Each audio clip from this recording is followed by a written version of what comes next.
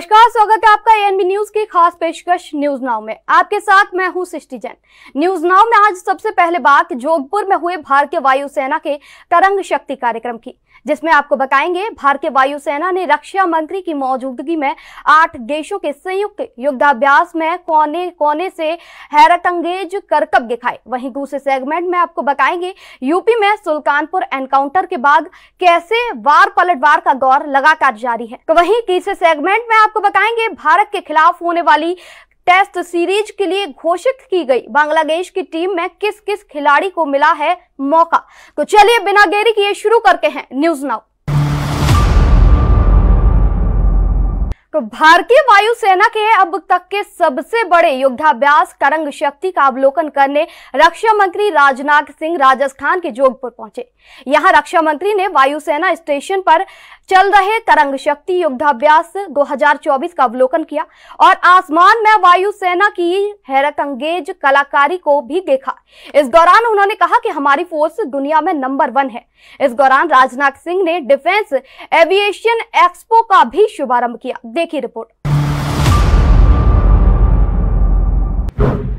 तरंग शक्ति 2024 में 8 देशों का संयुक्त युद्धाभ्यास। भारतीय वायुसेना की पहली मल्टीनेशनल एयर एक्सरसाइज तरंग शक्ति 2024 राजस्थान के जोधपुर एयरफोर्स स्टेशन पर देखने को मिली। वायुसेना के इस एयर एक्सरसाइज में भारत समेत 8 देश हिस्सा ले रहे हैं, जबकि 20 अन्य राष्ट्र इसे ऑब्जर्व कर रहे हैं। इंडियन एयरफोर्स के इस पहले बहुराष्ट्रीय तरंग शक्ति एक्सरसाइज में विदेशी वायुसेनाओं के चीफ ने शिरकत की। वहीं देश के रक्षा मंत्री राजनाथ सिंह तरंग शक्ति अभ्यास का निरीक्षण करने जोधपुर पहुंचे। तरंग शक्ति युद्धाभ्यास के दौरान रक्षा मंत्री की मौजूदगी में वायुसेना ने हैरतअंगेज करतब दिखाए। भारत सहित 8 देशों के वायुसेना प्रमुखों ने एक दूसरे के लड़ाकू विमान उठाए। इसके साथ ही रक्षा मंत्री ने 12 से 14 सितंबर तक आयोजित डिफेंस एविएशन एक्सपो का भी उद्घाटन किया।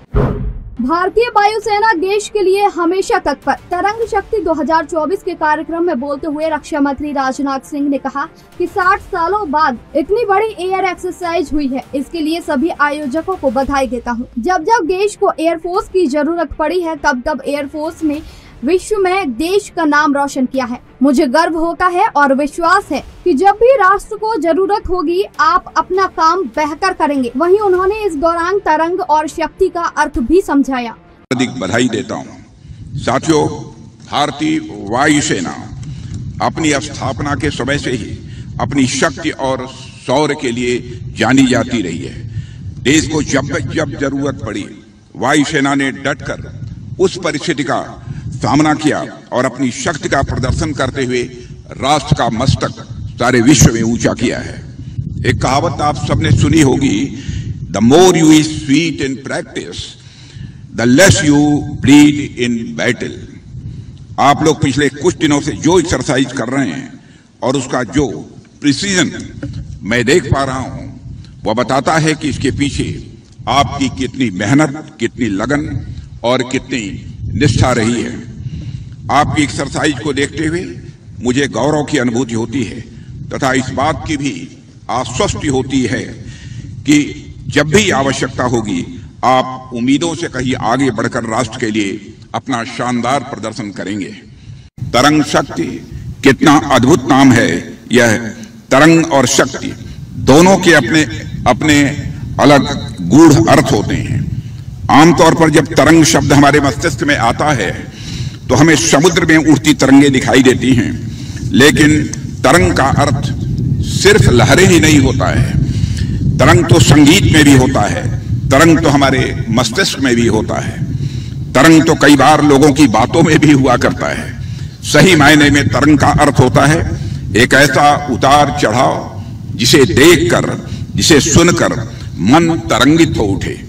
इस एक्सरसाइज के दौरान हमारे और दूसरे पार्टिसिपेटिंग कंट्रीज के एयरक्राफ्ट ने हवा में जिस उतार चढ़ाव का शानदार प्रदर्शन किया है, वह सही मायने में तरंग की ही एक अभिव्यक्ति है। साथियों, इसका दूसरा शब्द है शक्ति। हम भारत के लोग शक्ति को महज पावर या फोर्स के रूप में ही नहीं देखते। हमारे लिए शक्ति केवल मानवीय गुण नहीं है, बल्कि हमारे लिए शक्ति का अर्थ साक्षात जगदम्बा भी होती है। आप सबने इस बात पर गौर किया होगा कि जब भी हम पूजा पाठ और आराधना करते हैं तो हम ईश्वर से अपने लिए शक्ति की भी कामना करते हैं। मेरे कहने का अर्थ यह है कि हमारे लिए शक्ति एक दैवीय गुण है और जिस प्रकार भारतीय वायुसेना ने अपनी शक्ति का प्रदर्शन किया है उसे देखते हुए मुझे यह लगता है कि साक्षात शक्ति की कृपा हम सबके ऊपर है।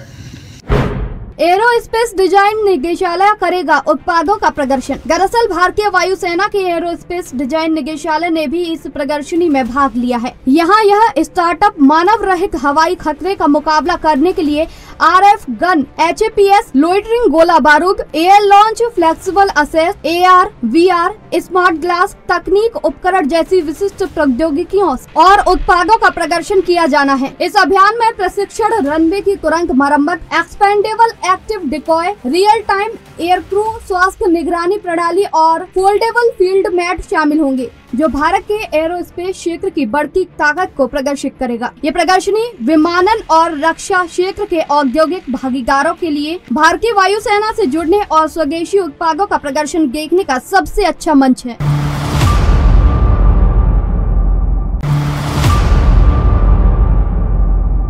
यूपी में सुल्तानपुर एनकाउंटर को लेकर प्रदेश की राजनीति में उबाल आ गया है। सपा प्रमुख अखिलेश यादव इस मुद्दे पर लगातार योगी सरकार को घेर रहे हैं, तो वहीं कांग्रेस भी यूपी में फर्जी एनकाउंटर का आरोप लगा रही है। हालांकि बीजेपी इस पूरे मामले पर विपक्ष के हर आरोपों को खारिज, साथ ही सपा के शासनकाल की याद दिला रही है। तो वहीं अब इस पूरे मामले पर यूपी के डीजीपी ने भी जानकारी दी है। देखिए रिपोर्ट। अखिलेश ने यूपी को बताया फेक एनकाउंटर की राजधानी। यूपी में उपचुनाव से पहले सूबे का सियासी पारा हाई होता जा रहा है। समाजवादी पार्टी और कांग्रेस प्रदेश की योगी सरकार पर लगातार हमलावर है। दोनों दल सरकार की हर कार्यशैली पर न सिर्फ सवाल उठा रहे हैं, बल्कि सरकार को पूरी तरह फेल साबित करने में जुटे हुए हैं। इस बीच सपा प्रदेश मुख्यालय पर पार्टी प्रमुख अखिलेश यादव ने योगी सरकार पर जमकर निशाना साधा। उन्होंने एनकाउंटर से लेकर बीजेपी पर गंभीर आरोप लगाए। सपा प्रमुख ने कहा कि बीजेपी ने इस प्रदेश को फर्जी एनकाउंटर वाला प्रदेश बना दिया है। वहीं उन्होंने बिना नाम लिए सीएम योगी पर भी आपत्तिजनक टिप्पणी की। अभी हमें सुल्तानपुर के परिवार के सदस्य मिले जिनके बेटा इंजीनियर। कोई कल्पना कर सकता है आज के समय पर कि मुंह पर टेप लगा दिया जाए, हाथ पैर बांध दिए जाएं और पीट पीट करके उसकी जान ले ली जाए? क्या ये सुल्तानपुर की पहली घटना थी? इससे पहले भी इसी तरह की घटना हुई थी। अगर आपको याद हो कि भारतीय जनता पार्टी से संबंधित रखने वाले ने एक हत्या की थी वहीं पर सुल्तानपुर में। और अभी जो झूठी कहानी पढ़ी जा रही है इनकाउंटर को लेकर के, कोई ऐसा व्यक्ति नहीं है जो न जानता हो कि भारतीय जनता पार्टी की सरकार में झूठे इनकाउंटर हो रहे हैं, हत्या की जा रही है। जो उमेश यादव की हत्या हुई है, गांव से लेकर के आसपास के लोग जानते हैं कि पुलिस रात में आई थी, उठा ले गई, पुलिस उठा करके ले गई STF। और सोचिए आप कैसी कहानी गढ़ी गई कि उसके पास नया बैग था, अमेरिकन टूरिस्ट बैग बताया गया, और जब बैग खोला गया तो उसमें भी कपड़े नए मिले शोरूम से खरीदे हुए। और जो मोटरसाइकिल मिली, सुनने में आ रहा है कि जो मोटरसाइकिल जिसकी चोरी हुई थी कई दिनों बाद FIR लिखी गई। और उसके घर परिवार के लोगों के मां का इनको दर्द समझ में नहीं आ रहा, बहन के आंसू नहीं समझ में आ रहे हैं। और सोचिए कैसा दिमाग इनका, सरकार ने कैसी होशियारी दिखाई कि चप्पल में इनकाउंटर कर दिया, बताइए। और ये पहला झूठा इनकाउंटर नहीं है यूपी का, तमाम इनकाउंटरों पे उंगली उठी है। जिस समय पहला इनकाउंटर नोएडा में जिम इंस्ट्रक्टर को हुआ था, उस समय भी हम लोगों ने कहा था कि पुलिस वालों ने लूटने के लिए, दबाव बनाने के लिए हत्या का प्रयास किया है, और उस समय भी कार्रवाई नहीं हुई है। अभी तक जितनी भी हत्याएं हुई हैं या इनकाउंटर हुए हैं, सबसे ज्यादा पीड़ित परिवार के लोगों की हत्या की है सरकार ने। हम लोग न्याय दिलाने के लिए सदन से लेकर के और संघर्ष के बीच में भी जाना पड़ेगा, तो समाजवादी लोग पीछे नहीं रह सकते। और भाजपा ने तो इतने इनकाउंटर किए, उत्तर प्रदेश को फर्जी इनकाउंटर की राजधानी बना दी इन्होंने, फर्जी इनकाउंटर की राजधानी बनकर के।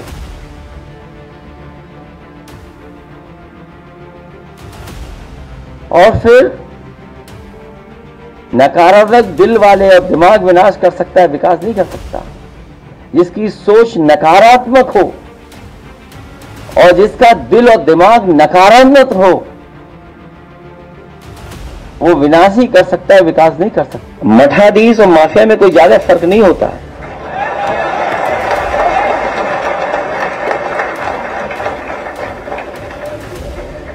मठाधीश और माफिया में कोई ज्यादा फर्क नहीं होता।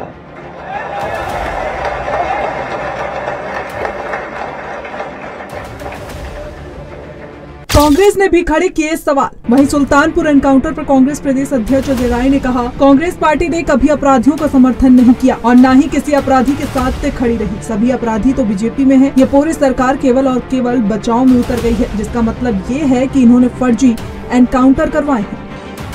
देखिए, ऐसा मैं स्पष्ट करना चाहूंगा, कांग्रेस पार्टी कभी अपराधियों के साथ खड़ी नहीं रही और कभी अपराध को बढ़ावा नहीं दिया। सारे अपराधी इस समय भारतीय जनता पार्टी के सदस्य के रूप में हैं। एक नहीं दर्जनों विधायक इनके यहाँ हैं जिनके ऊपर कई दर्जन मुकदमे हैं। तमाम फिरौती के, अपहरण के, तमाम ऐसे हैं, बच्चों के किडनैपिंग से लेकर सारे आरोप उनके ऊपर हैं। पुराने इतिहास उठाकर देख लें। और पूरी तरीके से भारतीय जनता पार्टी के कई एमएलए हैं, कई एमएलसी हैं, कई एमपी हैं जो महिलाओं के अत्याचार के ऊपर खड़े लोग बैठे हैं, वो लोग हैं।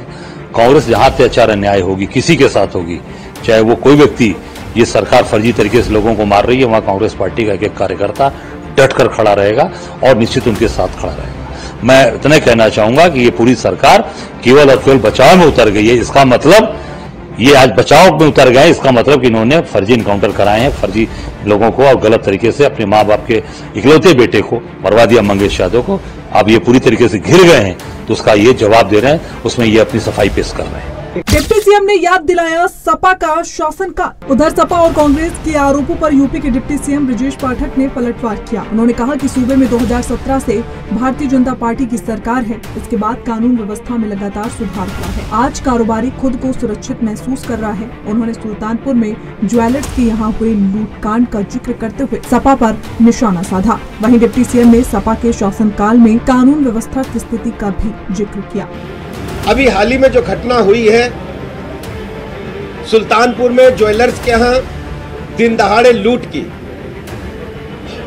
कई दिनों से अखबारों में, सोशल मीडिया में, इलेक्ट्रॉनिक मीडिया में विपक्षी पार्टियां, खासकर समाजवादी पार्टी के लोग जिस ढंग से डकैतों का संरक्षण करने का काम कर रहे हैं, अपराधियों को संरक्षण करने का काम कर रहे हैं, उनको अपने परिवार का बता रहे हैं। प्रदेश की जनता के समक्ष कुछ तथ्य मैं रखना चाहता हूं।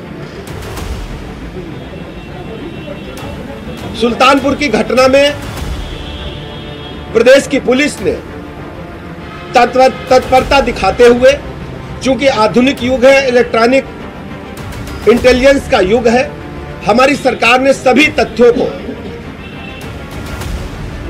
गंभीरता के साथ जांच के दायरे में लेते हुए सर्विलांस के आधार पर, सीसीटीवी फुटेज के आधार पर तथ्यों को जानकारी एकत्र की। जो लोग वांछित थे, सीसीटीवी फुटेज के आधार पर उनकी मोबाइल लोकेशन निकाल करके वांछित लोगों की पड़ताल करके, पहचान करके कार्रवाई प्रारंभ की। उस कार्रवाई के दौरान जो अपराधी पकड़े गए वो पुलिस मुठभेड़ में मारे गए और पकड़े भी ढेर सारे लोग गए हैं। चाहे सुल्तानपुर की घटना हो या प्रदेश की कोई भी घटना हो, समाजवादी पार्टी हमेशा अपराधियों के समर्थन मानने का काम करती है। ये पहला मैं वाकया देख रहा हूं या पहला स्टेट देख रहा हूं जहां पर समाजवादी पार्टी जिस व्यक्ति के यहां अपराध हुआ है उस ज्वेलर्स के समर्थन में एक भी सेंटेंस समाजवादी पार्टी के मुखिया, समाजवादी पार्टी की तरफ से नहीं आया। जिस व्यक्ति की यहां हत्या हुई है उसके समर्थन में पीड़ित पक्ष के साथ खड़े होने के बजाय हमेशा समाजवादी पार्टी अपराधियों के साथ खड़े होने का दावा करती रही है। हम जब जानते हैं कि इस घटना में जो लोग वांछित थे उनके पास से गिरफ्तारी के दौरान 2.5 किलो से अधिक सोना बरामद हुआ है। जो दिन दहाड़े लूट हुई थी 2.5 किलो से अधिक सोना बरामद हुआ है।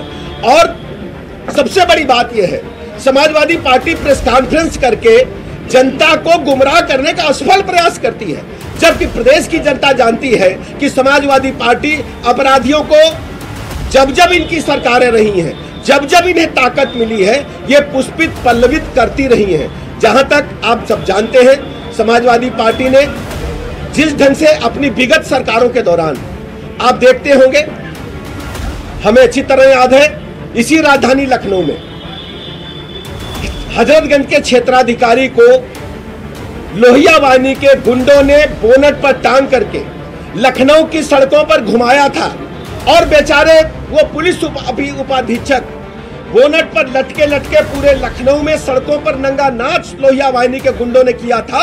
फिर लोहिया वाहिनी के गुंडों की हिम्मत देखिए, उस समय जब समाजवादी पार्टी की सरकार थी, उस जीप को ले जाकर के एसएसपी लखनऊ के बंगले में घुसा दिए थे और एसएसपी लखनऊ के माध्यम से उन गुंडों को, जिन लोगों ने क्षेत्राधिकारी हजरतगंज को बोनट पर जीप पर टांगा था, उनको बचाने का काम हुआ था। आज तक उस घटना में कितने लोगों की सजा हुई है, समाजवादी पार्टी बता। एनकाउंटर पर डीजीपी का बयान। वहीं सुल्तानपुर लूटकांड के आरोपी मंगेश यादव के एनकाउंटर पर हो रही राजनीति के बीच यूपी के डीजीपी प्रशांत कुमार का भी बड़ा बयान सामने आया। प्रेस कॉन्फ्रेंस में डीजीपी ने कहा कि पुलिस विभाग जाति या किसी अन्य फैक्टर को देखकर काम नहीं करता है। जिन लोगों को सुल्तानपुर की वारदात में संलिप्त बताया गया, उनके खिलाफ पर्याप्त सबूत हैं। व्यक्ति अपराधी के जाति और धर्म देख के कोई कार्रवाई नहीं होती और आज से नहीं, ये हमारी भी लगभग 32 साल की सर्विस है। पुलिस एक्शंस हमेशा से होते रहे हैं और जहां भी गलती पाई जाती है, अगर किसी के द्वारा किसी व्यक्तिगत रंजिश में या पर्सनल लाभ के लिए अगर कोई गलत कार्रवाई की जाती है, तो उसके लिए इतने चेक्स एंड बैलेंसेस हैं या आपकी नज़र इतनी पैनी है कि उससे कोई बच नहीं। हमने आपको उनके परिवारजनों का स्टेटमेंट सुनाया, उनकी माताजी का भी स्टेटमेंट सुनाया, उनके बहन जी का भी मैंने स्टेटमेंट सुनाया। उनका आपराधिक इतिहास आपके पास है। अब इसमें कभी कभी ये भी हो सकता है कि पुलिस की कार्रवाई में किसी का कोई आपराधिक इतिहास न हो, ऐसी भी कार्रवाई होती है। मौके पे लोग आए, घटना हुई, पुलिस पहुंच गई, फायरिंग हो गई, ऑपरेशन में पुलिस वाले मर गए, अपराधी मर गए। इसमें कोई ये चीज़ तो होती नहीं है इस तरह से।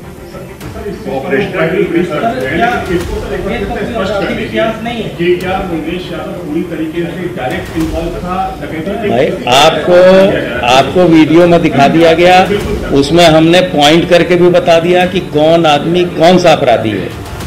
इसके बाद से किसी तरह की कोई शक शुबा की गुंजाइश नहीं है। हम कोर्ट में इस चीजों को प्रूव करेंगे। एनकाउंटर की लड़ाई जाति तक आई। दरअसल उत्तर प्रदेश की एनकाउंटर पॉलिसी सवालों के घेरे में है। विपक्ष का रुख हमलावर है, वहीं सत्ताधारी दल भी करारा पलटवार कर रहा है। कुल मिलाकर अपराधी की जाति के जरिए राजनीतिक रसूख के तोलमोल का खेल खेला जा रहा है। कुल मिलाकर सवाल अब एनकाउंटर में मारे जाने वाले अपराधियों की जाति तक आकर सिमटता दिखाई दे रहा है। अपराधियों के अपराध की चर्चा भी हो रही है।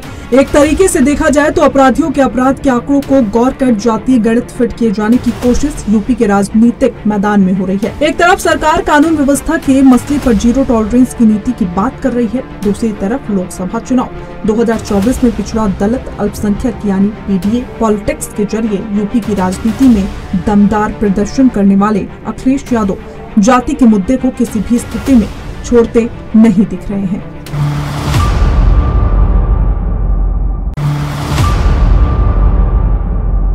तो अब बात बांग्लादेश की। बांग्लादेश ने भारत के खिलाफ टेस्ट सीरीज के लिए टीम का ऐलान कर दिया है। बोर्ड ने नजमुल शांतो को टीम की कमान सौंप दी है। तो वहीं दोनों टीमों के बीच 2 टेस्ट मैचों की शुरुआत 19 सितंबर से चेन्नई में होगी। पाकिस्तान के खिलाफ उसी के घर पर 2-0 से सीरीज जीतने वाली बांग्लादेशी टीम ने भारत दौरे के लिए केवल एक बदलाव किया है। देखिए रिपोर्ट। बांग्लादेश ने टेस्ट सीरीज के लिए किया टीम का ऐलान। बांग्लादेश ने भारत के खिलाफ 19 सितंबर से होने वाले टेस्ट सीरीज के लिए अपनी टीम का ऐलान कर दिया है। 2 मैचों की इस सीरीज के लिए 16 खिलाड़ियों को स्क्वाड में रखा गया है, जिसकी कमान नजमुल हसन संतो के पास होगी। बांग्लादेश की टीम ने हाल ही में पाकिस्तान के खिलाफ 2-0 से ऐतिहासिक जीत दर्ज की थी। इस दौरे पर गए सभी खिलाड़ियों ने जबरदस्त प्रदर्शन किया था, इसलिए टीम में ज्यादा बदलाव नहीं किया गया है। तेज गेंदबाज शरीफुल इस्लाम चोटिल हो गए हैं, इसलिए उनकी जगह जाकिर अली को टीम में शामिल किया गया है। शरीफुल इस्लाम की जगह जेकर अली को मौका। पाकिस्तान के खिलाफ सीरीज में शामिल शरीफुल इस्लाम भारत नहीं आएंगे। चोटिल होने के कारण उन्हें टीम से बाहर किया गया है। उनकी जगह 26 साल के जेकर अली को टीम में मौका मिला है। अनकैप्ड जेकर अली के जरिए टीम भारत को चौंकाने की कोशिश करेगी। अली मिडिल ऑर्डर में बांग्लादेश के लिए अहम साबित हो सकते हैं। बांग्लादेश की टीम में कौन कौन? पाकिस्तान की तरह भारत के खिलाफ भी जाकिर हसन और सदमान इस्लाम ओपनिंग की जिम्मेदारी संभालेंगे। वहीं नंबर 3 पर कप्तान नजमुल शांतो बांग्लादेश को मजबूती देंगे। इनके अलावा टीम में मोमिनुल हक, मुशफिकुर रहमान और महमूदुल हसन जॉय बल्लेबाज के तौर पर शामिल हैं, जबकि लिटन दास विकेट कीपिंग करते हुए दिखेंगे। शरीफुल इस्लाम की जगह रिप्लेसमेंट बनकर आए जाकिर अली टीम के दूसरे विकेट कीपर बल्लेबाज होंगे। वहीं शाकिब अल हसन और मेहदी हसन मिराज स्पिन ऑलराउंडर के तौर पर रहेंगे। तस्कीन अहमद, हसन महमूद, सैयद खालिद अहमद और नाहिद राणा टीम के 4 मुख्य पेसर होंगे। इनके अलावा नईम हसन और तैजुल इस्लाम 2 अन्य स्पिनर शामिल हैं। बांग्लादेश का भारत के खिलाफ रिकॉर्ड। बांग्लादेश की टीम इससे पहले भारत दौरे पर 2 मैचों की टेस्ट सीरीज के लिए 2019-20 में आई थी। भारत ने तब बांग्लादेश को 2-0 से हराया था। वहीं अभी तक दोनों टीमों के बीच 13 टेस्ट मुकाबले खेले जा चुके हैं। इस दौरान भारत ने 11 मुकाबले जीते हैं और 2 मैच ड्रॉ रहा, यानी बांग्लादेश की टीम अभी भी टेस्ट में भारत को नहीं हरा सकी है। पाकिस्तान को हराने के बाद कप्तान शांतो समेत पूरी टीम आत्मविश्वास के साथ भारत आ रही है। उसकी पूरी कोशिश होगी कि वह भारत के खिलाफ भी टेस्ट में अपनी पहली जीत दर्ज करे। WTC टेबल में कौन कहां? वर्ल्ड टेस्ट चैंपियनशिप के मौजूदा साइकाल में कुछ 9 टीमें रेस में थी। पाकिस्तान की टीम बांग्लादेश से सीरीज हारकर इस रेस से बाहर हो चुकी है। बची हुई 8 टीमों में भारतीय टीम 68.52 परसेंटेज पॉइंट के साथ टेबल में नंबर 1 पर है। वहीं बांग्लादेश की टीम 45.83 परसेंटेज पॉइंट के साथ चौथे नंबर पर बनी हुई है। भारत के खिलाफ बांग्लादेश का पूरा स्क्वाड। नजमुल हसन शांतो कप्तान, Zakir Hasan, सदमान Islam, Mominul Haque, Mushfiqur Rahman, Mahmudul Hasan Joy, Litton Das wicket keeper, Jaker Ali wicket keeper, Shakib Al Hasan, Mehidy Hasan Miraz, Nayeem Hasan, Taijul Islam, Taskin Ahmed, Hasan Mahmud, Syed Khaled Ahmed, Nahid Rana.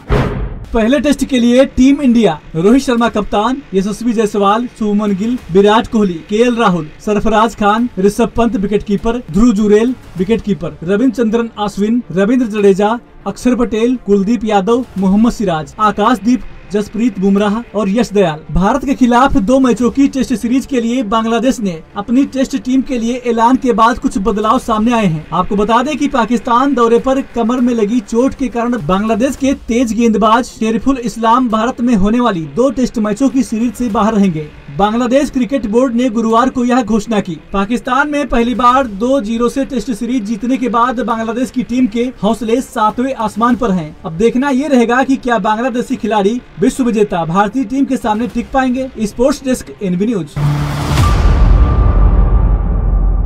तो न्यूज नाउ में मेरे साथ बस इतना ही। तमाम छोटी बड़ी जानकारी के लिए देखते रहिए ANB न्यूज। नमस्कार।